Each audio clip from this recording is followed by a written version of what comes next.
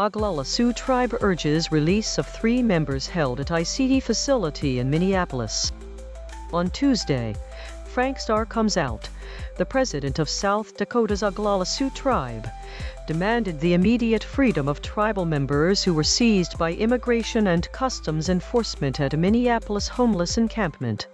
3 of the 4 Oglala Sioux arrested on Friday have already been moved to an ICE detention center at Fort Snelling, according to a statement accompanying a memorandum to federal officials. The tribe's memo stresses that tribal citizens are U.S. citizens by law and members of the Oglala Sioux Nation by treaty. Therefore, they are categorically outside immigration jurisdiction and not aliens. The exact reasons for their detention remain vague. When the tribe contacted the Department of Homeland Security, officials only supplied first names and refused further details unless the tribe agreed to an ICE immigration pact, a condition the tribe rejects.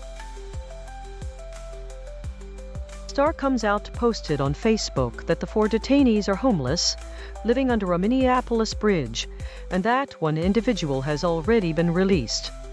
He called for full disclosure on the 3 remaining men, an unconditional release of all tribal citizens held by ICE, and a meeting with government representatives.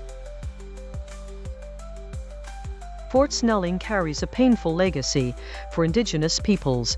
It was the first military outpost in the region and held Dakota prisoners during the 1862 Dakota War. Nick Estes, a University of Minnesota professor and Lower Brule Sioux member, described the site's history as notorious anti-Indigenous, specifically anti-Dakota history, likening the current ICE presence to a continuation of historic violence. This incident is part of a broader pattern.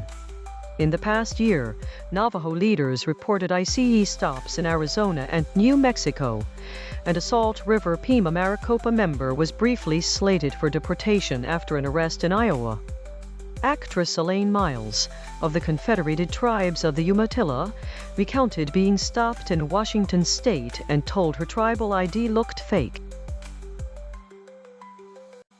In response, Indigenous rights organizations and the Red Lake Band of Chippewa have set up assistance points in Minneapolis, where tribal citizens can obtain proper ID cards to protect themselves from ICE encounters.